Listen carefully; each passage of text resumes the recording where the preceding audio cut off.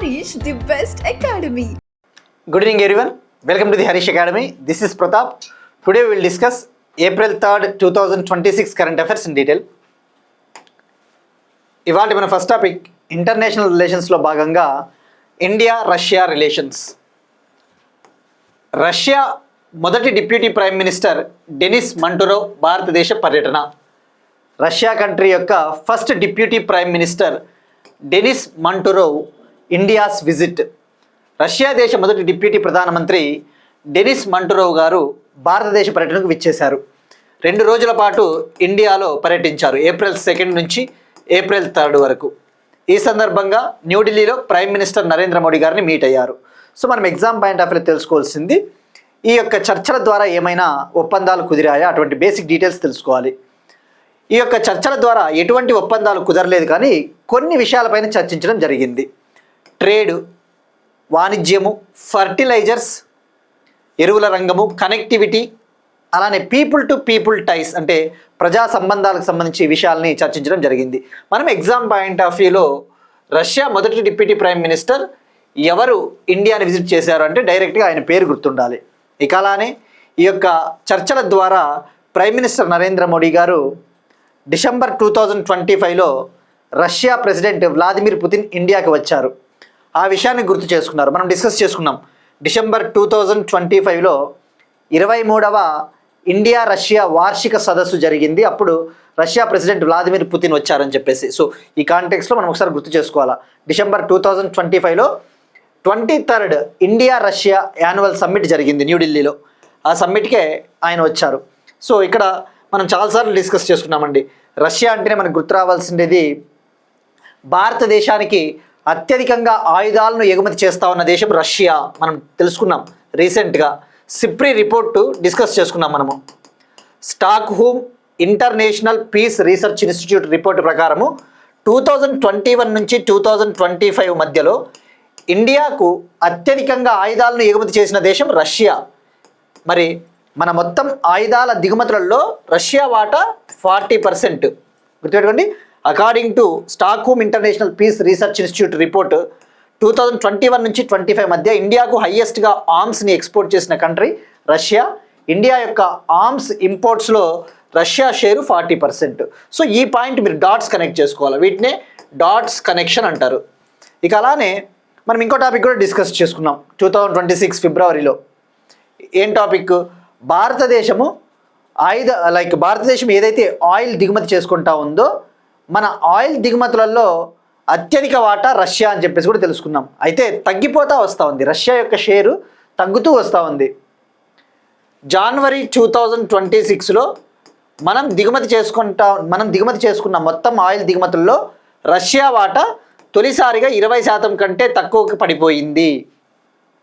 But still మనకి అత్యధికంగా ఆయిల్ని ఎగుమతి చేస్తూ ఉన్న దేశం రష్యా. మనం ఇప్పుడు గల్ఫ్ కంట్రీస్ పైన కూడా ఎక్కువగా ఆధారపడుతూ ఉన్నాం. సో ఇలాంటివన్నీ కూడా హెల్ప్ అవుతాయండి పాయింట్స్, స్టేట్మెంట్స్ ఇచ్చినప్పుడు. సో గుర్తుపెట్టుకోండి, ఈ 2 పాయింట్లు చాలా ఇంపార్టెంట్. నెక్స్ట్ వన్, జన విశ్వాస్ సవరణ బిల్లు 2026. జన విశ్వాస్ అమెండ్మెంట్ బిల్.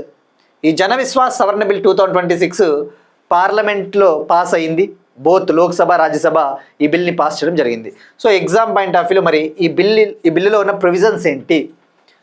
ఈ బిల్లు పూర్తి పేరు వచ్చేసి జన Vishwas amendment of provisions bill 2026. మరి ఈ బిల్లు పార్లమెంట్లో పాస్ అయింది. ఈ బిల్లు ముఖ్య ఉద్దేశం, ఎప్పుడైనా మనము ఒక బిల్లు న్యూస్లో ఉన్నప్పుడు మనం డీటెయిల్గా తెలుసుకోవాల్సింది అందులో ఉన్న ప్రొవిజన్స్, నిబంధనలు ఏంటివి, ప్రతి పాయింట్ తెలుసుకోవాలి. ఈ బిల్లు ముఖ్య ఉద్దేశము, ఇక్కడ తెలుగు మీడియం ఆస్పిరెంట్స్కి మరొకసారి గమనికండి, మనకి తెలుగు స్క్రిప్ట్ అనేది కావాలి అంటే మన తెలుగు పీడిఎఫ్లో అందుబాటులో ఉంటుంది. ఇక్కడ ఇంగ్లీష్ స్క్రిప్ట్ పెట్టడం జరుగుతుంది. బట్ ఎనీవే క్లియర్గా నేను తెలుగు మీడియం ఆస్పిరెంట్స్కి ఎటువంటి ఇబ్బంది లేకుండా క్లియర్గా తెలుగులో చెప్పిన తర్వాతే ఇంగ్లీష్లో చెప్పడం జరుగుతుంది. సో దయచేసి అర్థం చేసుకోగలరు. సో ఇక ఈ బిల్లు ముఖ్య ఉద్దేశం వచ్చేసి చిన్న చిన్న నేరాలను నేరరహితం చేయడము, అలానే కాలం చెల్లిన చట్టాలను తొలగించడము, అలానే ప్రజలకు జీవనాన్ని సులభతరం చేయడము, అలానే బిజినెసెస్ వాణిజ్య కంపెనీలకు, బిజినెస్ కంపెనీలకు సులభతరమైన వాణిజ్యాన్ని అందించడము ఈ బిల్లు ముఖ్య ఉద్దేశం. ఈ బిల్లు ముఖ్య ఉద్దేశము మైనర్ అఫెన్సెస్ని డీక్రిమినలైజ్ చేయాలి, అవుట్డేటెడ్ లాస్ని రేషనలైజ్ చేయాలి, అలానే సిటిజన్స్కి లైఫ్ని ఈజీ చేయాలి, అలానే బిజినెసెస్కి ఈజ్ ఆఫ్ డూయింగ్ బిజినెస్ని అందించాలి. సో మరి మనం చూస్తూ ఉంటాం ఇండియాలో ఏవైనా చిన్న చిన్న నేరాలు చేసినా కూడా, ఏదైనా మోటార్ వెహికల్స్ యాక్ట్ కావచ్చు, లేదంటే డ్రగ్స్ అండ్ కాస్మెటిక్స్ యాక్ట్ కింద ఏవైనా చిన్న చిన్న నేరాలు చేసినా వాటికి తీవ్ర స్థాయిలో జైలు శిక్ష విధిస్తూ ఉంటారు. తద్వారా ప్రజల జీవితాలు చిన్నాభిన్నమవుతూ ఉంటాయి. కంపెనీలు కూడా ఏమైనా చిన్న చిన్న ఉల్లంఘనలు చేసినా కూడా వాటికి భారీ స్థాయిలో పెనాల్టీలు వేసినప్పుడు ఏమవుతుందంటే వాణిజ్యం తగ్గిపోతుంది, పెట్టుబడులు రావు. సో అందుకు ముఖ్య ఉద్దేశం. సో ఈ పాయింట్ గుర్తుపెట్టుకోండి. మరి ఈ బిల్లులో భాగంగా ఎంఎస్ఎంఈలకు, micro small medium enterprises, MSME బిజినెస్లకు సులభతరమైన వాణిజ్యాన్ని అందించడం కోసము 80 కేంద్ర చట్టాలకు చెందిన 784 నిబంధనల్ని సవరించడం జరిగింది. ఈ బిల్లు ప్రకారము ఎంఎస్ఎంఈ కంపెనీలకు సులభతరమైన వాణిజ్యాన్ని అందించేందుకు 80 కేంద్ర చట్టాలకు చెందిన 784 నిబంధనల్ని సవరించడం జరిగింది. ఈ బిల్లు ప్రకారము ఎంఎస్ఎంఈలకు ఈజ్ ఆఫ్ డూయింగ్ బిజినెస్ని అందించడం కోసం 80 సెంట్రల్ యాక్ట్స్కు చెందిన 784 ప్రొవిజన్స్ని అమెండ్ చేశారు. అలానే ప్రజలకు సులభతరమైన జీవనాన్ని అందించడం కోసము 67 నిబంధనల్ని సవరించారు. పీపుల్కి ఈజ్ ఆఫ్ లివింగ్ అందించడం కోసం 67 ప్రొవిజన్స్ని అమెండ్ చేశారు. ఇక్కడ మీరు చూస్తే ఇక్కడ 80 సెంట్రల్ చట్టాలు అన్నారండి, కానీ ఇక్కడ చూస్తే బిల్లు ఎప్పుడైనా కానీ బిల్లులో మనకి బిల్స్ కావాలి అంటే పిఆర్ఎస్ లెజిస్లేటివ్ రీసెర్చ్ అని ఒకటి ఉంటుందండి, official website. PRS legislative research అని మీరు గూగుల్ క్రోమ్లో కనుక సెర్చ్ చేస్తే అఫీషియల్ వెబ్సైట్ వస్తుంది. మనకి ఆ అఫీషియల్ వెబ్సైట్లో వివిధ రకాల బిల్లులు అన్నీ కూడా ఇక్కడ ఉంటాయి మనకి. అసలు ఆ బిల్లు ఏ స్థాయిలో ఉంది, లోక్సభకి వెళ్ళిందా లేదా, రాజ్యసభకి వెళ్ళిందా లేదా అని అఫీషియల్ వెబ్సైట్ ఇది. మరి ఇక్కడ మీరు చూస్తే ఈ అఫీషియల్ వెబ్సైట్లో జన్ విశ్వాస్ బిల్లు 80 సెంట్రల్ చట్టాలకు సవరణ చేసిందని ఇక్కడ క్లియర్గా 80 అని ఇచ్చాడు. కానీ పిఐబిలో నిన్న April 2 పిఐబిలో మాత్రము ఏమన్నాడు, 79 కేంద్ర చట్టాలకు సంబంధించిన 784 నిబంధనల్ని సవరించారు అన్నాడు. మరి మనం ఏది తీసుకోవాలా? ఇలాంటివి ఆ దేవునికే తెలుసు అండి. ఇలాంటివి మనకి కన్ఫ్యూజన్ వస్తుంది. అది ఎగ్జామినర్ పైన ఆధారపడి ఉంటుంది. వాళ్ళు కీ సెట్ చేస్తారు కదా, ఆ కీ సెట్టింగ్లో వాళ్ళు 79 ఇస్తే 79 పెడతాము, 79 80 ఇచ్చాడు, 79 80 రెండు ఇచ్చాడు అనుకో, అది అప్పుడు కాన్ఫ్లిక్ట్ వస్తుంది. ఆ ఎగ్జామినర్ కీ సెట్ చేసిన వాళ్ళ ఇంట్రెస్ట్, వాళ్ళ యొక్క నిర్ణయం పైన ఆధారపడి ఉంటుంది. లేదు 79 ఇచ్చి 80 ఇవ్వకోకుండా అప్పుడు 79 పెట్టవచ్చు, 79 ఇవ్వకుండా 80 ఇస్తే 80 పెట్టవచ్చు. సో ఇదంతా కూడా ఇలాంటివి గవర్నమెంట్లోనే ఇట్లా క్లారిటీ ఉండదు మనకి, మనకెంత మనము. సో బట్ ఎనీవే మనకి పిఆర్ఎస్ లెజిస్లేటివ్ అఫీషియల్ వెబ్సైట్ అయితే 80 అని ఉంది, పిఐబిలో అయితే 79 అని ఉంది. సో బట్ ఎనీవే రెండు రాసుకోండి, 80 ఆర్ 79, 80 లేదా 79 అని రాసుకోండి. మరి ఇంకా ఏం చేశారు అంటే చెప్పా కదా, చాలా చిన్న చిన్న నేరాలకు నేరరహితం చేయడం జరిగింది. మరి కొన్ని ఉదాహరణలు తెలుసుకుందాం. ఉదాహరణకు డ్రగ్స్ అండ్ కాస్మెటిక్స్ యాక్ట్ 1940 కింద కొన్ని రకాల నేరాలకు జైలు శిక్షను కాస్త పెనాల్టీతో సరిపెట్టడం జరిగింది. డ్రగ్స్ అండ్ కాస్మెటిక్స్ యాక్ట్ 1940 కింద కొన్ని రకాల నేరాలు ఏవైతే ఉంటాయో అంతకుముందు ఆ నేరాలకి జైలు శిక్ష వేసేవాళ్ళు, ఇప్పుడు 1,00,000 రూపాయల ఫైను లేదా దానికంటే ఎక్కువ పెనాల్టీ విధించడం జరుగుతుంది. So drugs and cosmetics act 1940 కింద సర్టెన్ టైప్స్ ఆఫ్ అఫెన్సెస్కి ఇంప్రిజన్మెంట్ని కాస్త పెనాల్టీగా చేంజ్ చేయడం జరిగింది. అలానే ఉదాహరణకు నేషనల్ హైవేస్ యాక్ట్ 1956 కింద పెనాల్టీని 10 lakhs నుంచి 1 crore వరకు పెంచడం జరిగింది జైలు శిక్షకు బదులుగా. ఇలాంటి ఉదాహరణలు. సో అంతే కదా, జైలు శిక్షతో పోల్చుకుంటే పెనాల్టీ కట్టడం ఈజీ. జైలు శిక్ష అంటే జీవితాలు పోతాయి చిన్న చిన్న నేరాలకు కూడా. మరి అలానే ఏవైనా ఎంక్వైరీలు చేపట్టాలన్నా, పెనాల్టీలు కలెక్ట్ చేసుకోవాలన్నా దానికోసం అడ్జుడికేటింగ్ ఆఫీసర్స్ని నియమించడం జరిగింది. ఇక్కడ అడ్జుడికేటింగ్ అంటే మనము పాలిటీలో చదువుతామండి, adjudication of river water disputes అని చెప్పేసి. Adjudication of river water disputes అని చెప్పేసి ఆర్టికల్ 262 కింద కేంద్ర ప్రభుత్వము రివర్ బోర్డ్స్ని ఏర్పాటు చేస్తుంది. అక్కడ మీరు పాలిటీలో ఈ టర్మ్ చదువుతారు. అడ్జుడికేషన్ అంటే వివాదాలను పరిష్కరించే వాళ్ళని అడ్జుడికేటింగ్ అధికారులు అంటారు. అలానే అప్పీల్స్ని చేసుకోవాలంటే అప్పీలేట్ అథారిటీలు, ఏవైనా మనము ఆ తీర్పు ఇస్తుంది కదా కోర్టు తీర్పు, దాన్ని అప్పీల్ చేసుకోవాలంటే అప్పీలేట్ అధికారులు. ఇది కూడా మనము appellate jurisdiction of Supreme Court అని చెప్పేసి చదువుతాం పాలిటీలో, appellate jurisdiction of Supreme Court అని. సో ఇవన్నీ కూడా హెల్ప్ అవుతాయి. సో ఇది జన్ విశ్వాస్. యాక్చువల్లీ జన విశ్వాస్ సవరణ బిల్లు 2025లోనే ప్రవేశపెట్టినారు. దాని స్థానంలో 2026ని తీసుకొని వచ్చారు. మనకి జన విశ్వాస్ యాక్ట్ కూడా ఉంది 2023, జన విశ్వాస్ యాక్ట్ 2023. ఇప్పుడు ఇది కొత్తగా చట్టంగా మారితే జన విశ్వాస్ యాక్ట్ 2026 అవుతుంది.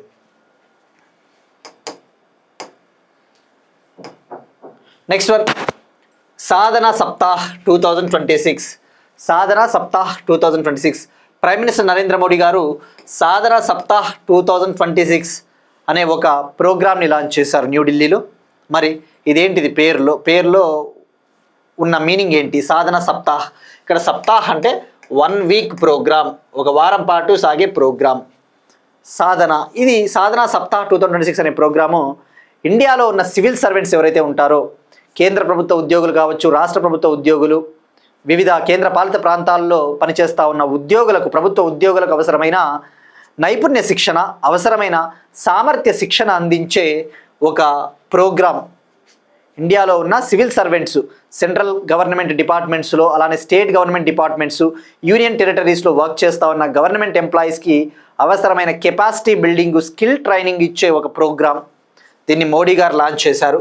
మరి ఇది ఎప్పటి వరకు జరుగుతుంది అంటే April 2 నుంచి April 8 వరకు, అంటే 1 వీక్ 2026. మరి ఇక్కడ సాధన అంటే ఏంటో తెలుసుకోవాలా. అబ్రివేషన్ అవసరమా అంటే రాసుకోండి వీలైతే. Strengthening adaptive development and human aptitude for national advancement. Strengthening adaptive development and human aptitude for national advancement. మరి ఇక్కడ మనకి సివిల్ సర్వీసెస్ అంటేనే గుర్తు రావాల్సిండేది పాలిటీలో ఆర్టికల్ 312 అండి. ఆర్టికల్ 312 ప్రకారము కేంద్ర ప్రభుత్వం, ముఖ్యంగా పార్లమెంట్ ద్వారా ఈ యొక్క ఆల్ ఇండియా సర్వీసెస్ని సృష్టించబడ్డాయి. ఆల్ ఇండియా సర్వీసెస్ని క్రియేట్ చేశారు. మరి 3 types of All India services: Indian Administrative Service, Indian Police Service, Indian Forest Service. గుర్తుపెట్టుకోండి, Indian Administrative Service, Indian Police Service, Indian Forest Service. IAS, IPS, IFS. ఇది గతంలో SSC ఎగ్జామ్లో డైరెక్ట్గా అడిగాడు. ఎస్ఎస్సి సిజిఎల్లో ఎన్ని ఆల్ ఇండియా సర్వీసులు ఇండియాలో ఉన్నాయని చెప్పేసి 3, 4, 5, 2 అట్లా ఇచ్చాడు. మరి ఆల్ ఇండియా సర్వీసెస్ కాకుండా డిఫరెంట్ స్టేట్ గవర్నమెంట్ ఎంప్లాయీస్ కూడా ఉంటారు కదా, వీళ్ళందరికీ కెపాసిటీ బిల్డింగ్, వాళ్ళ పనితీరుని మెరుగుపరచాలి, వాళ్ళకి నైపుణ్య శిక్షణ ఇవ్వాలి, వాళ్ళకి పారదర్శకత తీసుకురావడం కోసము భారత ప్రభుత్వము, ముఖ్యంగా ఇండియన్ గవర్నమెంటు September 2, 2020 September 2న మిషన్ కర్మయోగి అని చెప్పేసి ఒక ఇనిషియేటివ్ని లాంచ్ చేశారు. మిషన్ కర్మయోగి.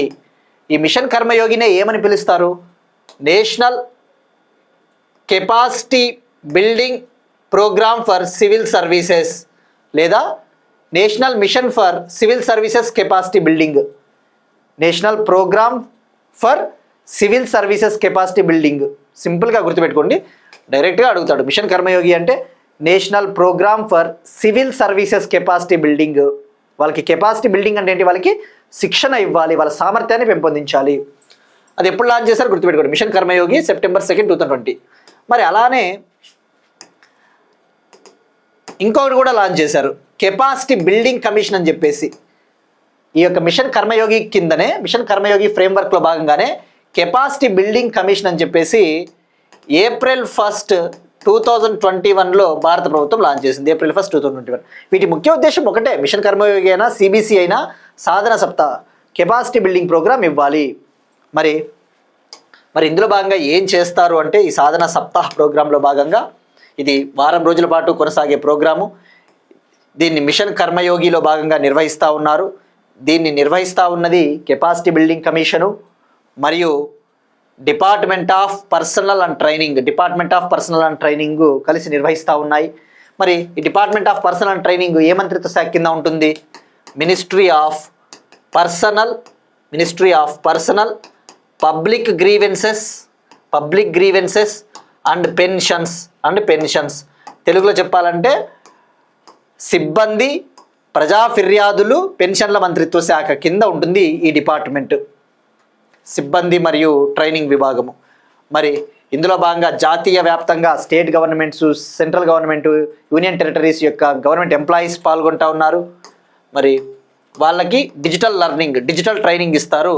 మిషన్ కర్మయోగికి చెందిన ఐగాట్ అనే ఒక ప్లాట్ఫామ్ ద్వారా ప్లాట్ఫామ్ ద్వారా డిజిటల్ ట్రైనింగ్ ఇస్తారు. సో ఇది అండి సాధన సప్తాహ్. మీరు ఇక్కడ మిషన్ కర్మయోగిలో 6 పిల్లర్స్ ఉంటాయన్న విషయం గుర్తుపెట్టుకోండి. ఒకవేళ అడిగితే రేపు పొద్దున్న మిషన్ కర్మయోగి ఎన్ని పిల్లర్స్ ఉంటాయి అంటే 6 పిల్లర్లు, అంటే వాళ్ళ శిక్షణ ఇవ్వడం కోసం. ఇందులో ఇక్కడ మీరు చూస్తే ఐగాట్ కర్మయోగి, ఇది డిజిటల్ లెర్నింగ్ ప్లాట్ఫామ్. మరి మోడల్ క్వశ్చన్స్ ఒకసారి చూద్దాం మనము.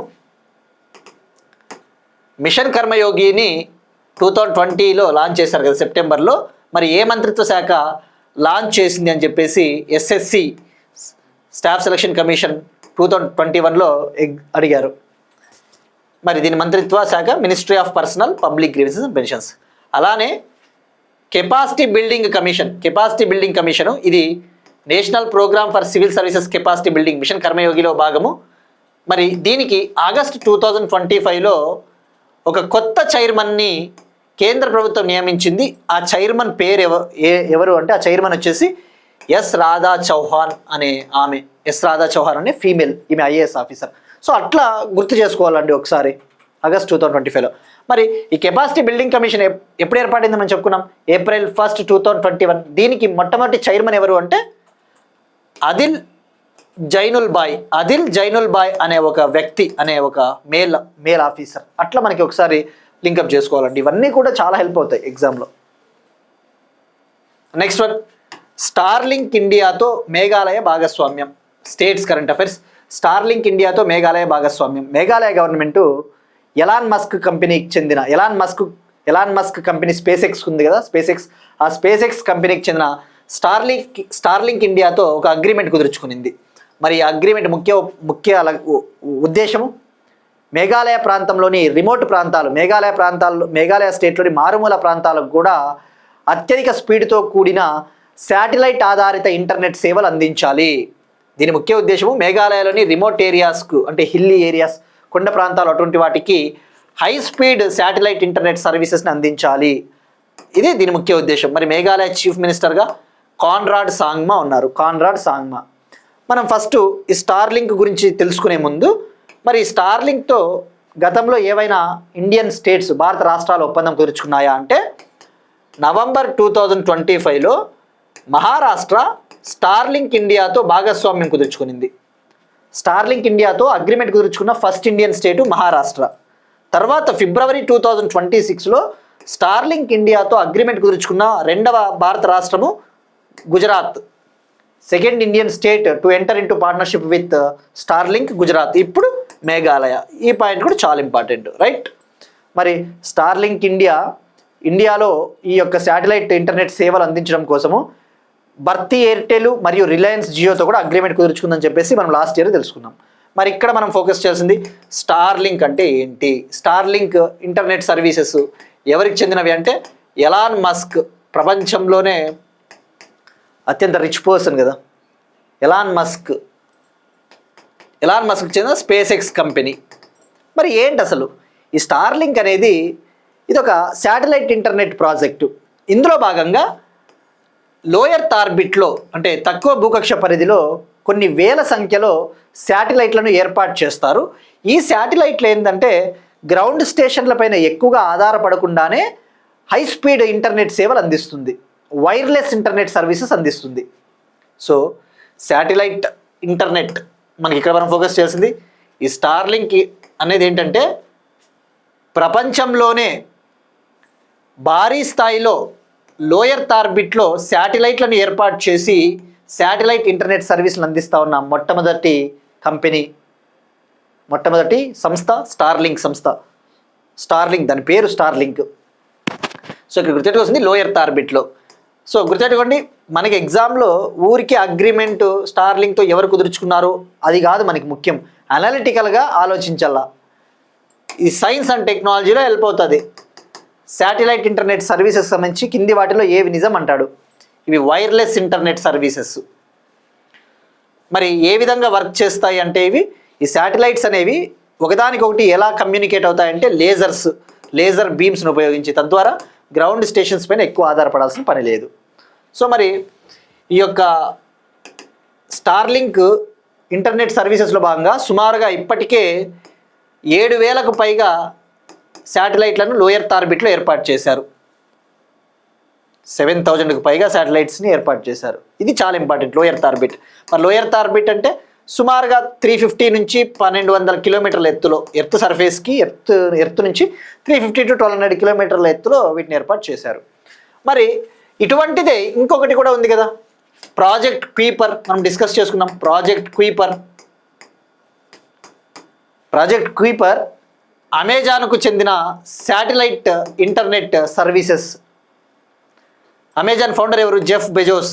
సేమ్ ఏ విధంగా అయితే స్టార్లింక్ సేవలు అందిస్తూ ఉందో అమెజాన్ కంపెనీ వాళ్ళు కూడా ప్రాజెక్ట్ క్వీపర్ అనే దాన్ని లాంచ్ చేశారు. ఇందులో భాగంగా వీళ్ళు సుమారుగా 3,236 శాటిలైట్లను లో ఎర్త్ ఆర్బిట్లో ఏర్పాటు చేసి శాటిలైట్ ఇంటర్నెట్ సర్వీసెస్ని అందిస్తారు. మరి ఈ ప్రాజెక్ట్ క్వీపర్ని పేరు మార్చారు ఇప్పుడు, అమెజాన్ లియో. దీని పేరు ఇప్పుడు అమెజాన్ లియో అంటే అమెజాన్ లో ఎర్త్ ఆర్బిట్ అని. సో గుర్తుపెట్టుకోండి, project Kuiper name change to Amazon Leo. So these are the points which helps a lot అండి. ప్రతి పాయింట్ కూడా చాలా ఇంపార్టెంట్. నేను చెప్తున్నా కదా, నేను చెప్పే ప్రతి పాయింట్ కూడా మీకు రేపు పొద్దున్న ఎగ్జామ్లో రిఫ్లెక్ట్ అవుతున్న నమ్మకం నాకు ఉంది. మీరు ఇంకా ప్రీవియస్ మంత్స్ కరెంట్ అఫైర్స్ ఎవరైనా చూడని వాళ్ళు ఉంటే ఒకసారి తప్పకుండా లాస్ట్ 6 months టైం ఉంటే రోజుకు కొన్ని వీడియోలు చూడండి. లాట్ ఆఫ్ ఇన్ఫర్మేషన్ మీకు వస్తుంది. గత వీడియోలో చాలా ఇన్ఫర్మేషన్ ఇవ్వడం జరిగింది. సో ఇట్లా మనము శాటిలైట్ ఇంటర్నెట్ సర్వీసెస్ అంటే మనకి ఐడియా ఉండాలి. ఇవన్నీ కూడా ఇంటర్లింకింగ్ అండి. ప్రాజెక్ట్ క్వీపర్, దీని పేరు అమెజాన్ లియో. నెక్స్ట్ వన్, ప్రపంచ బౌద్ధ శాంతి సదస్సు, వరల్డ్ బుద్ధిస్ట్ పీస్ కాన్ఫరెన్స్ 2026 హైదరాబాద్లో ఇటీవల జరిగింది. తెలంగాణ March 27 నుంచి March 29 వరకు జరిగింది. ఇందులో భాగంగా సుమారుగా 22 దేశాలకు చెందిన 150 ప్రతినిధులు హాజరయ్యారు. 22 కంట్రీస్ నుంచి సుమారుగా 150 డెలిగేట్స్ అటెండ్ అయ్యారు. దీన్ని నిర్వహించినది తెలంగాణ టూరిజం డెవలప్మెంట్ కార్పొరేషన్. ఇది ఒక విధంగా చెప్పాలంటే ఇటువంటి కాన్ఫరెన్స్ తొలిసారిగా జరిగింది అని చెప్పవచ్చు. First ever world Buddhist piece conference అని చెప్పవచ్చు. మరి ఇది ఎవరి సహకారంతో జరిగింది అంటే వియత్నాం బుద్ధిస్ట్ సంఘ, వియత్నాం దేశానికి చెందిన వియత్నాం బుద్ధిస్ట్ సంఘ సహకారంతో జరిగింది. బుద్ధవనం ప్రోగ్రాంలో భాగంగా జరిగింది. ఎక్కడ జరిగిందంటే హైదరాబాద్. మరి ఇందులో భాగంగా ఈ యొక్క కాన్ఫరెన్స్లో భాగంగా తెలంగాణ కల్చర్ మినిస్టర్ జూపల్లి కృష్ణారావు గారికి ఒక అవార్డు కూడా ఇవ్వడం జరిగింది. తెలంగాణ సాంస్కృతిక మంత్రి జూపల్లి కృష్ణారావు గారికి ప్రపంచ శాంతికి సంబంధించిన ఒక award, grand prize for contribution to world peace award లభించింది. అంటే వరల్డ్ పీస్కి కంట్రిబ్యూట్ చేసినందుకు గాను, సహకరించినందుకు గాను ప్రపంచ బౌద్ధ శాంతి సదస్సు Hyderabad. Next one, solid waste management rules 2026. మనం చెప్పుకున్నాం కదండి, solid waste management rules 2026 discuss చేసుకుందామని చెప్పేసి. సాలిడ్ వేస్ట్ మేనేజ్మెంట్ రూల్స్ 2026 అమల్లోకి వచ్చాయి. April 1st, 2026 నుంచి ఇవి అమల్లోకి వచ్చాయి. From April 1st, 2026 it came into effect. మరి ఎగ్జామ్ పాయింట్ ఆఫ్ వ్యూ మనం ఫోకస్ చేయాల్సింది ఈ రూల్స్ ఏ రూల్స్ స్థానంలో వచ్చాయి. ఈ rules solid waste management rules 2016 ప్లేస్లో తీసుకురావడం జరిగింది. These rules replaced solid waste management rules 2016. వీటిని ఎన్విరాన్మెంట్ మంత్రిత్వ శాఖ నోటిఫై చేసింది. ఈ రూల్స్ని environment, forest and climate change మంత్రిత్వ శాఖ నోటిఫై చేసింది. ఏ చట్టం కింద ఈ రూల్స్ని తీసుకొని వచ్చారు అంటే ఎన్విరాన్మెంట్ ప్రొటెక్షన్ యాక్ట్ 1986, పర్యావరణ సంరక్షణ చట్టం 1986 కింద వీటిని నోటిఫై చేశారు. మరి ఇక్కడ మనం 1 by 1 ఆర్డర్గా వన్ బై వన్ తెలుసుకోవాలి. ఇందులో ఉన్న రూల్స్లో ఉన్న పాయింట్లు ఏంటివి అంటే, ఈ రూల్స్ ప్రకారము సాలిడ్ వేస్ట్ని 4 రకాలుగా వర్గీకరించారు. ఈ రూల్స్ ప్రకారం సాలిడ్ వేస్ట్ని 4 టైప్స్గా సెగ్రిగేట్ చేశారు. మరి ఒకటి వచ్చేసి వెట్ వేస్ట్ అంటే తడి చెత్త. ఈ తడి చెత్తలో ఆహార వ్యర్థాలు, ఆర్గానిక్ చెత్త అటువంటివి ఉంటాయి. వెట్ వేస్ట్, ఇందులో ఫుడ్ వేస్ట్, ఆర్గానిక్ వేస్ట్ ఉంటాయి. మరి వెట్ వేస్ట్ కలర్ వచ్చేసి గ్రీన్ బాక్స్, అది కూడా గుర్తుపెట్టుకోండి, గ్రీన్ బాక్స్ చాలా ఇంపార్టెంట్. నెక్స్ట్ వచ్చేసి పొడి చెత్త. ఈ పొడి చెత్తలో ప్లాస్టిక్, పేపరు, మెటల్స్ అటువంటివి ఉంటాయి. ఇది బ్లూ కలరు. ఈ డ్రై వేస్ట్లో ప్లాస్టిక్, పేపరు, మెటల్స్ అటువంటివి ఉంటాయి. ఇది బ్లూ బాక్స్. మరొకటి శానిటరీ వేస్ట్ అంటే ఇందులో డైపర్లు, ఇటువంటి మెడిసిన్స్కి సంబంధించిన కొన్ని అటువంటివి ఉంటాయి. శానిటరీ వేస్ట్, ఇది రెడ్ కలర్ బాక్స్. నెక్స్ట్ వచ్చేసి స్పెషల్ కేర్ వేస్ట్, ప్రత్యేకంగా దృష్టి సారించాల్సిన వేస్ట్, స్పెషల్ కేర్ వేస్ట్. ఇది బ్లాక్ బాక్స్. ఇందులో ఏముంటాయంటే మెడిసిన్ వేస్ట్, మెడిసిన్స్కి సంబంధించిన వేస్ట్, బల్బులు ఉంటాయి కదా, గాజు బల్బులు అటువంటివి, వాటిని మనం జాగ్రత్తగా హ్యాండిల్ చేయాలి. సో ఇది. మరి ఇంకా ఈ రూల్స్ ఏమని చెప్తా ఉన్నాయి? ఈ రూల్స్ భారీ స్థాయిలో చెత్త ఉత్పత్తిదారులుగా ఎవరిని పరిగణిస్తారో కూడా నిర్వచించింది. భారీ స్థాయిలో చెత్త ఉత్పత్తిదారులుగా ఎవరిని గుర్తించాలో డెఫినేషన్ ఇచ్చింది. బల్క్ వేస్ట్ జనరేటర్స్, ఎవరి సంస్థ అంటే ఎవరి కంపెనీ అయితే, ఎవరి ప్లాంట్ అయితే 20,000 స్క్వేర్ మీటర్స్ అంతకంటే ఎక్కువ విస్తీర్ణంలో ఉంటుందో, అలానే ఒక రోజుకు 40,000 లీటర్స్ నీటిని వినియోగిస్తూ ఉంటారో, లేదా ఒక రోజుకు 100 కేజీలు లేదా అంతకంటే ఎక్కువ చెత్తను ఉత్పత్తి చేస్తే వాళ్ళని భారీ చెత్త ఉత్పత్తిదారులుగా పరిగణిస్తారు. బల్క్ వేస్ట్ జనరేటర్స్ అంటే ఎవరి ఎంటిటీ, ఎవరి కంపెనీ, ఎవరి ప్లాంట్ అయితే 20,000 స్క్వేర్ మీటర్స్ అంతకంటే ఎక్కువ ఏరియాలో ఉంటే, అలానే 1 డేకి 40,000 లీటర్స్ని కన్జ్యూమ్ చేస్తూ ఉంటే, 40,000 లీటర్స్ వాటర్స్ని కన్జ్యూమ్ చేస్తూ ఉంటే, అలానే 1 డేలో 100 కేజీ అంతకంటే ఎక్కువ వేస్ట్ని ప్రొడ్యూస్ చేస్తే వాళ్ళని బల్క్ వేస్ట్ జనరేటర్స్ అంటారు. మరి ఇంకా ఏమని చెప్తా ఉన్నాయి రూల్స్ అంటే,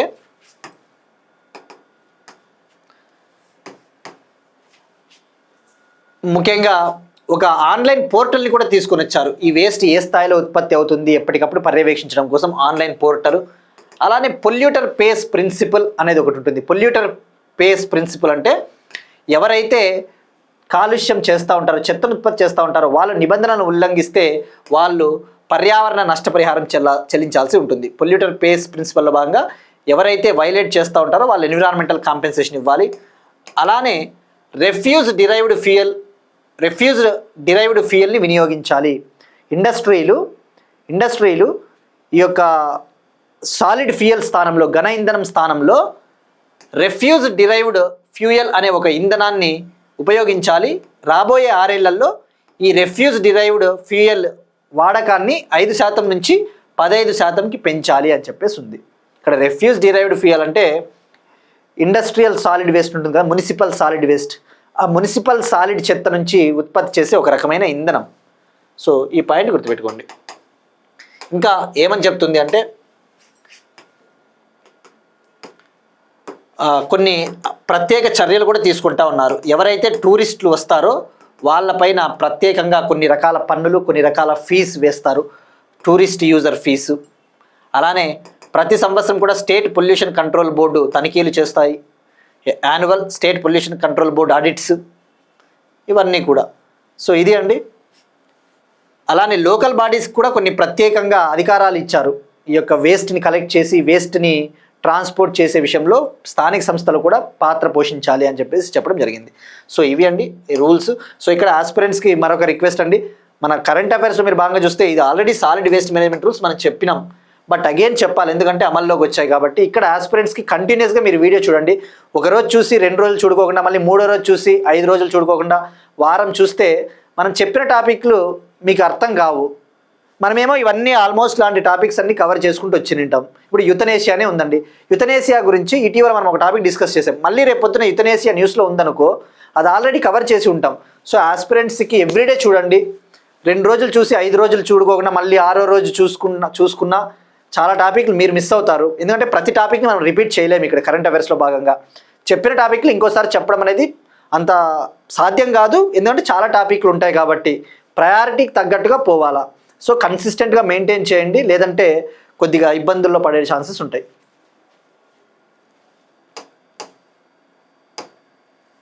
next one, Mahi Banswara Rajasthan atomic power project. Mahi Banswara Rajasthan atomic power project nuclear plant. ఇది రాజస్థాన్లో నిర్మిస్తా ఉన్న ఒక nuclear plant. Mahi Banswara Rajasthan atomic power project.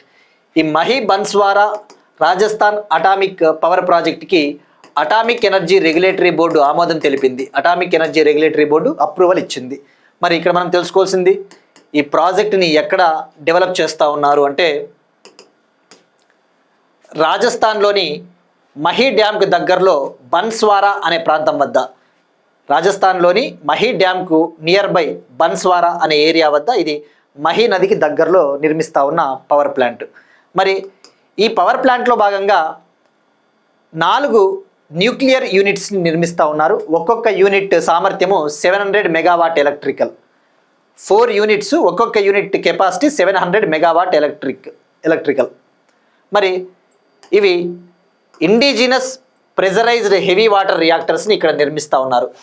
Indigenous pressurised heavy water రియాక్టర్స్ని నిర్మిస్తూ ఉన్నారు. స్వదేశీ ప్రెజరైజ్డ్ హెవీ వాటర్, స్వదేశీ భారజల రియాక్టర్లను నిర్మిస్తూ ఉన్నారు. స్వదేశీ ప్రెజరైజ్డ్ భారజల రియాక్టర్లను నిర్మిస్తూ ఉన్నారు.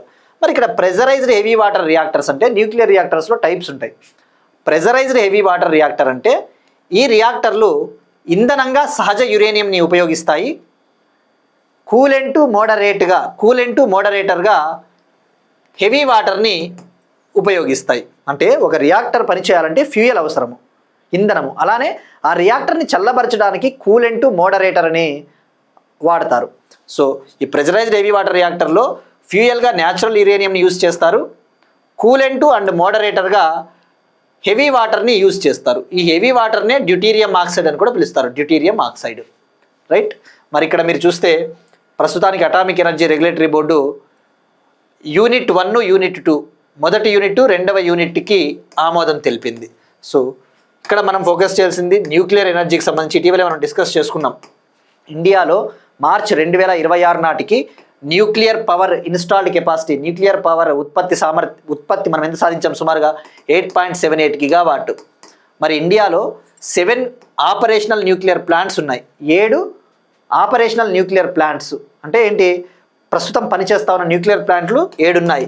మరి ఆ ఒక్కొక్క న్యూక్లియర్ ప్లాంట్లో చాలా రియాక్టర్లు ఉంటాయి కదా. 24 న్యూక్లియర్ రియాక్టర్లు ఆపరేషన్లో ఉన్నాయి, పనిచేస్తూ ఉన్నాయని చెప్పొచ్చు. గుర్తుపెట్టుకోండి, 7 ప్లాంట్లు, 24 న్యూక్లియర్ రియాక్టర్లు. ఒక్కొక్క ప్లాంట్లో 2, 3, 4 రియాక్టర్లు కూడా ఉంటాయి. మరి ఇక్కడ మీరు ఫోకస్ చేస్తే ఇండియాలో ఆపరేషన్లో ఉన్న, పనిచేస్తూ ఉన్న ఆ 7 న్యూక్లియర్ పవర్ ప్లాంట్స్ ఏవి అంటే, ఒకటి నరోరా న్యూక్లియర్ పవర్ ప్లాంట్, ఇది ఉత్తరప్రదేశ్.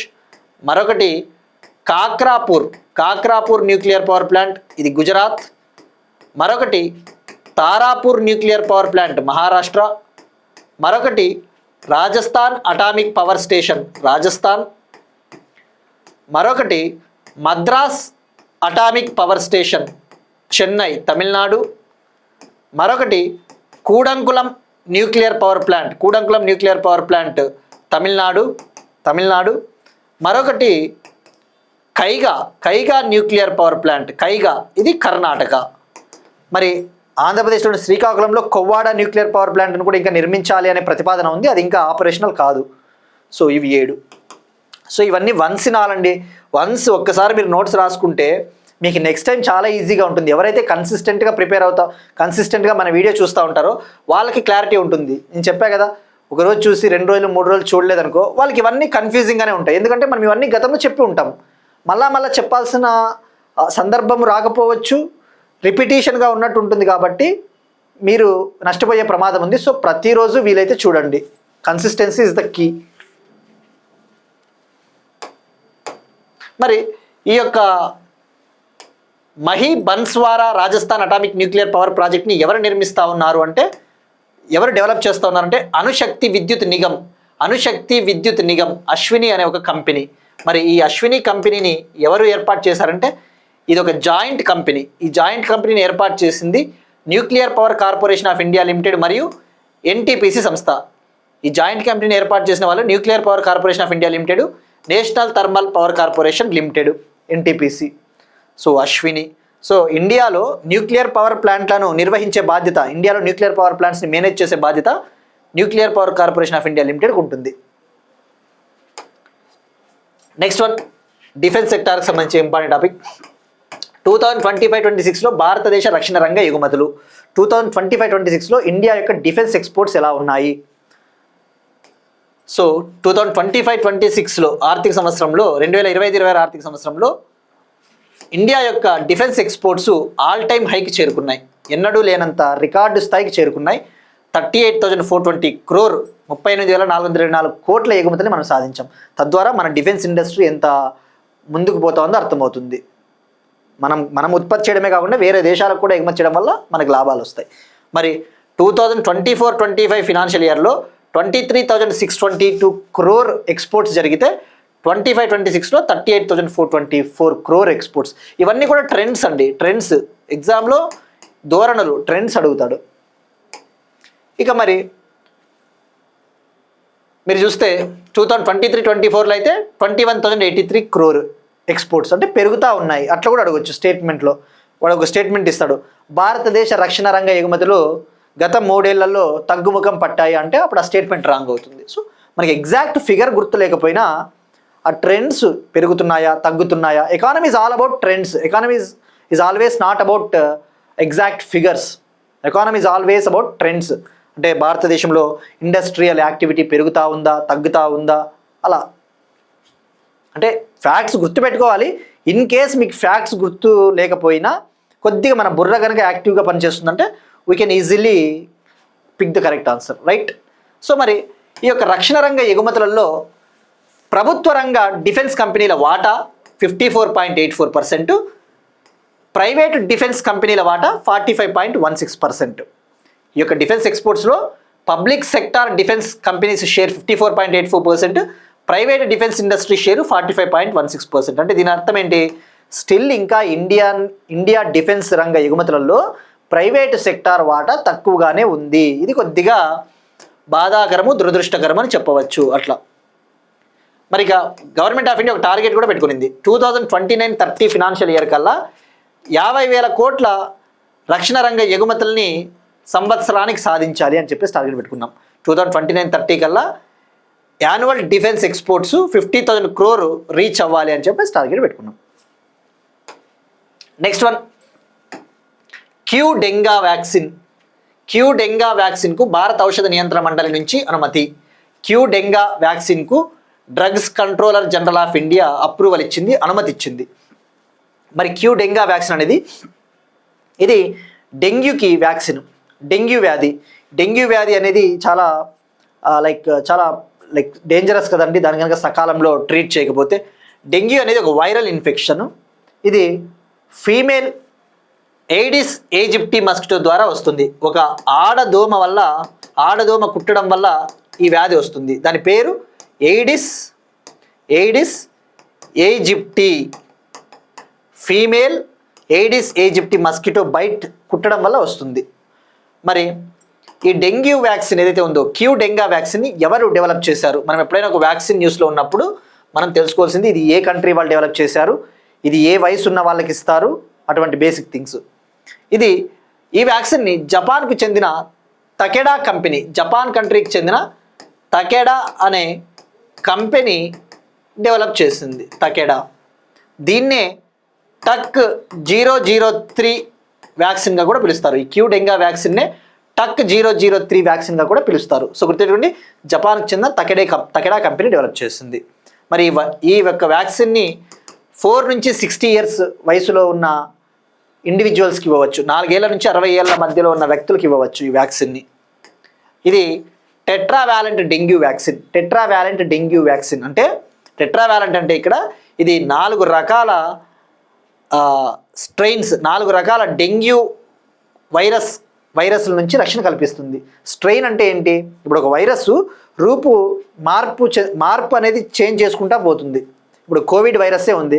కోవిడ్ వైరస్కి ఏదైనా ఒక మందు తయారు చేసినప్పుడల్లా తన రూపాంతరం చెందుకుంటూ పోతుంది. ఆ వ్యాక్సిన్కి పనిచేయదు.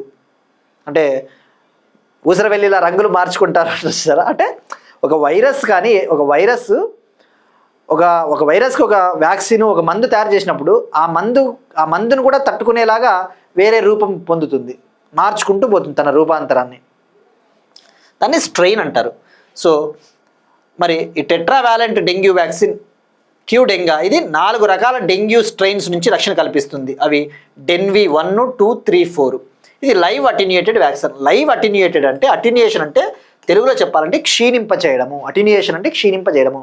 మరి ఎలా తయారు చేస్తారంటే ఈ ఆడదోమ ఏదైతే ఉందో ఫీమేల్ ఏడిస్ ఈజిప్టి మస్కిటోని క్షీణింపచేస్తారు. దాన్ని పూర్తి స్థాయిలో పూర్తిగా చంపరు, దాన్ని క్షీణింపజేసి దాని సామర్థ్యాన్ని తగ్గించి దాన్ని ఉపయోగించే వ్యాక్సిన్ తయారు చేస్తారు, live attenuated. So tetravalent dengue vaccine, right. So జపాన్కి చెందిన తకెడా. మరి ఇండియాలో ఏదైనా స్వదేశీయంగా డెంగ్యూ వ్యాక్సిన్ని అభివృద్ధి చేస్తూ ఉన్నారంటే డెంగీఆల్. మనం ఇవన్నీ కూడా లాస్ట్ ఇయర్ డిస్కస్ చేసుకున్నామండి. లాస్ట్ ఇయర్ కూడా క్యూడెంగా వ్యాక్సిన్ వార్తల్లో ఉంది.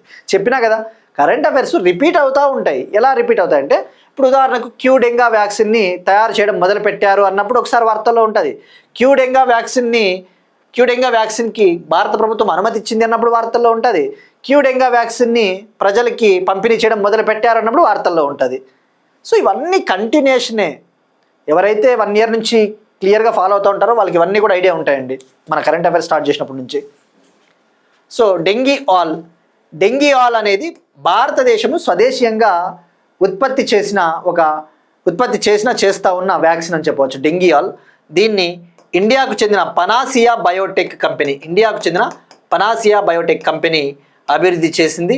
ఇది కూడా tetravalent vaccine. India's first indigenous tetravalent dengue vaccine is Dengiol, which is developed by Panacea Biotech. India's first indigenous tetravalent dengue vaccine is Dengiol, which is developed by Indian company Panacea Biotech. Next one, paraquat గడ్డి మందుపై నిషేధం విధించిన తెలంగాణ ప్రభుత్వం. Paraquat గడ్డి మందుపై 60 రోజుల పాటు నిషేధం విధించిన తెలంగాణ ప్రభుత్వం. మనం లాస్ట్ టైం డిస్కస్ చేసుకున్నాం. తెలంగాణ ప్రభుత్వం ఇటీవల అసెంబ్లీలో ఒక తీర్మానం పాస్ చేసింది. దేశవ్యాప్తంగా ఈ పారాక్వాట్ అనే ఒక గడ్డి నివారణ మందు, కలుపు నివారణ మందు, దీన్ని బ్యాన్ చేయాలి అని చెప్పేసి ఒక తీర్మానం పాస్ చేసింది. అప్పుడు డిస్కస్ చేసుకున్నాం, మళ్ళీ వార్తల్లో ఉంది. సో మరి ఈ పారాక్వాట్ అనేది ఇది జనరల్గా పంట పొలాలలో కలుపు పెరుగుతుంది కదా, మొత్తం పిచ్చి మొక్కలు అవి ఆ గడ్డిని నాశనం చేయడానికి ఉపయోగిస్తారు. కానీ ఇది చాలా డేంజర్ హెల్త్కి. ముఖ్యంగా దీన్ని మందుని మిక్స్ చేసేటప్పుడు, కలిపేటప్పుడు, పిచికారీ చేసేటప్పుడు హెల్త్ ప్రాబ్లమ్స్ వస్తూ ఉన్నాయి.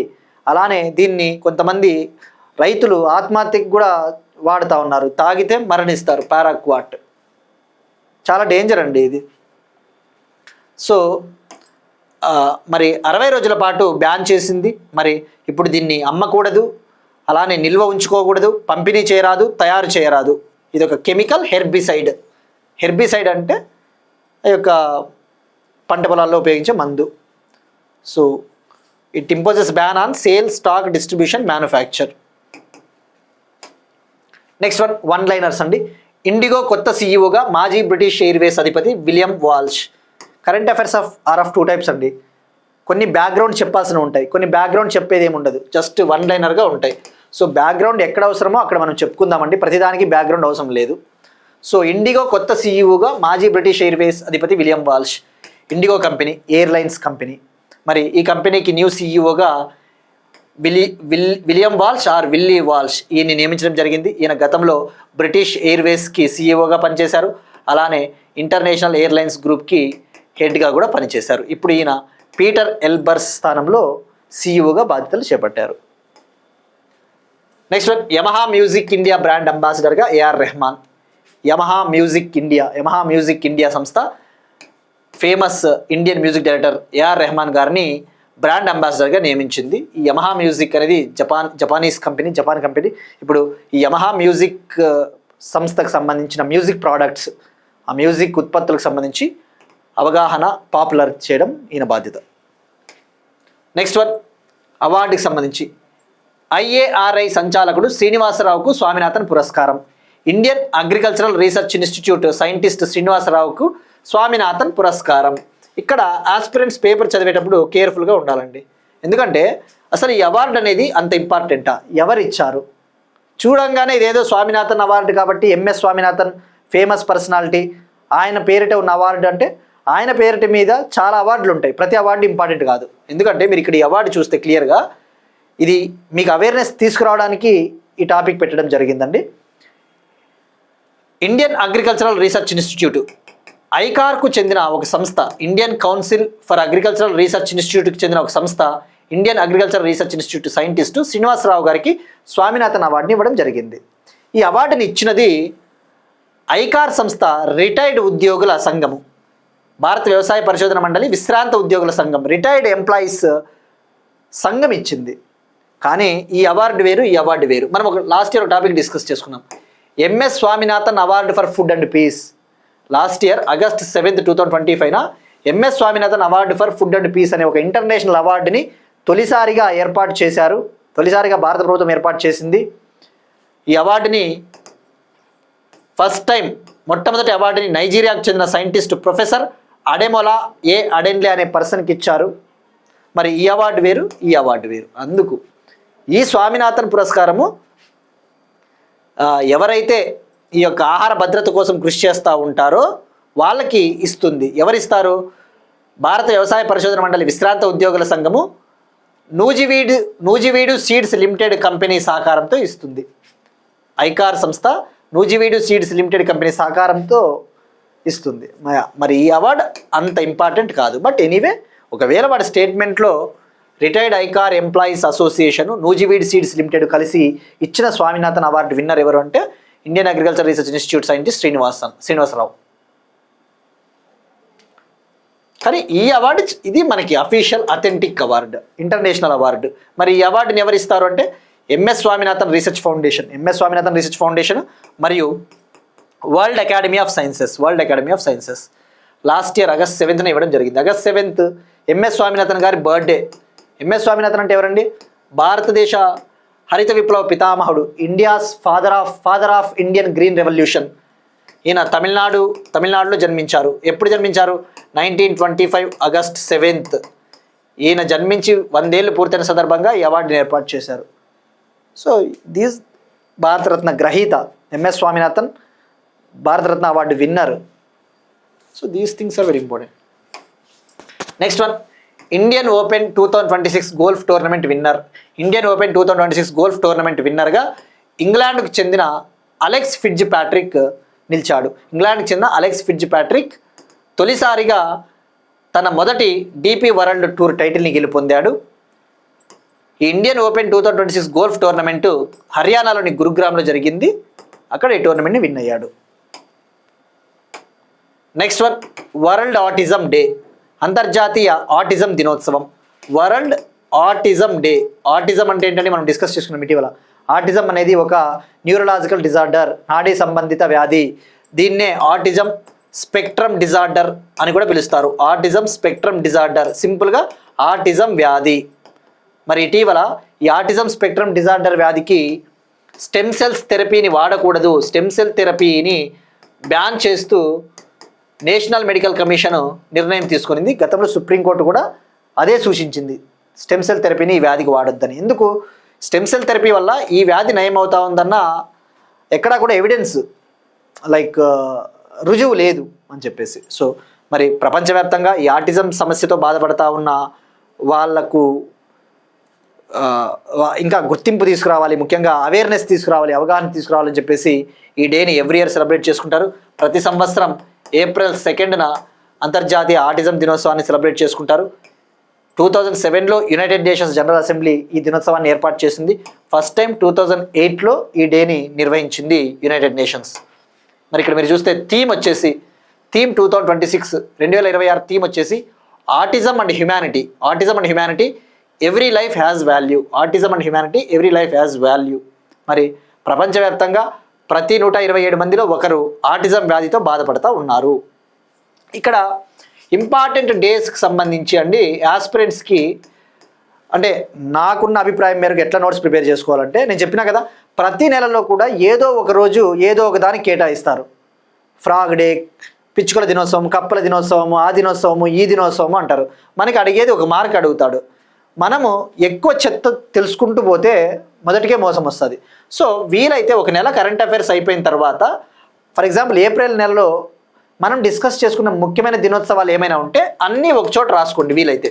ఫర్ ఎగ్జాంపుల్ ఏప్రిల్ 1 ఏమైనా ఉందా, ఏప్రిల్ 2, ఏప్రిల్ 3 ఏమైనా ఉందా, ఏప్రిల్ 1 ఉంటే అది ఏముంది, వీలైతే థీమ్, అది ఎప్పుడు ఏర్పాటు చేశారు, తొలిసారిగా ఎప్పుడు సెలబ్రేట్ చేసుకున్నారు, ఇవన్నీ కూడా గుర్తుపెట్టుకోండి. కానీ నంబర్ ఆఫ్ రివిజన్స్ చేసినప్పుడు ఇవన్నీ గుర్తుపెట్టుకోవడానికి ఈజీ ఉంటుంది. మీకు రివిజన్ చేసేకి ఎక్కువ టైం లేదు అనుకుందాం. రివిజన్ చేసేకి ఎక్కువ టైం లేదన్నప్పుడు చాలా స్మార్ట్గా ఆ డే ఏంటిది, ఆ థీమ్ ఏంటిది, ఎవరు నిర్వహిస్తారు, ఎక్కువ పోరాదు. మళ్ళీ ఇదంతా మనం చదువుకుంటూ పోరాదు. ఇక్కడ మ్యాటర్ అంతా నేను జస్ట్ అండర్స్టాండింగ్ పర్పస్ కోసం ఇచ్చిన, మనం చెప్పిందంతా ఇది ఉంటుంది ఇక్కడ అంతే. సో ఆ డేలు అయితే కేర్ఫుల్గా ఉండండి. పిచ్చి డేస్ ఉంటాయి. కానీ ఆర్ఆర్బి లేదంటే కొన్ని రకాల ఎగ్జామ్లలో ఆర్ఆర్బి, ఎస్ఎస్సి పిచ్చి డేస్ కూడా అడుగుతాడు కాబట్టి మనం రిస్క్ తీసుకోరాదు.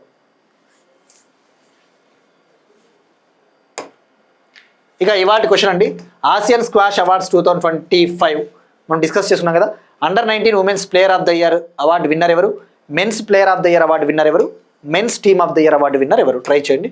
ఇక నిన్నటి question, Karuna the power of compassion book రచయిత వచ్చేసి కైలాష్ సత్యార్థి గారు. ఇక ఇవి ఇవాళ కరెంట్ అఫైర్స్. మనం ఒకసారి క్విక్గా రీక్యాప్ చూద్దామండి. డేవిస్ మంటూర్ రష్యా మొదటి డిప్యూటీ ప్రైమ్ మినిస్టర్, భారతదేశ పర్యటన. జన విశ్వాస్ సవరణ బిల్ 2026 పార్లమెంట్లో పాస్ అయింది. Sadhana Saptah 2026 capacity building programme for civil servants. Starlink ఇండియాతో మేఘాలయ భాగస్వామ్యం. ప్రపంచ బౌద్ధ శాంతి సదస్సు Hyderabad. Solid waste management rules 2026 2016 rules ప్లేస్లో రావడం జరిగింది. మహి బన్స్వారా రాజస్థాన్ అటామిక్ పవర్ ప్రాజెక్టుకు ఆమోదం తెలిపిన atomic energy regulatory board Rajasthan. 2025-26లో భారతదేశ రక్షణ రంగ ఎగుమతులు 38,424 crore. క్యూడెంగా వ్యాక్సిన్కు భారత ఔషధ నియంత్రణ మండలి అనుమతి, ఇది జపాన్కు చెందిన వ్యాక్సిన్. పారాక్వాట్ గడ్డి మందుపై నిషేధం విధించిన తెలంగాణ ప్రభుత్వం. ఇండిగో కొత్త సీఈఓగా మాజీ బ్రిటిష్ ఎయిర్వేస్ అధిపతి William Walsh. Yamaha music India brand అంబాసిడర్గా AR Rahman. Indian agriculture research institute scientist శ్రీనివాసరావుకు స్వామినాథన్ పురస్కారం. Indian Open 2026 golf tournament winner ఇంగ్లాండ్కు చెందిన Alex Fitzpatrick. World autism awareness day April 2. That's it. These are today's current affairs. We'll meet you again tomorrow and thank you everyone.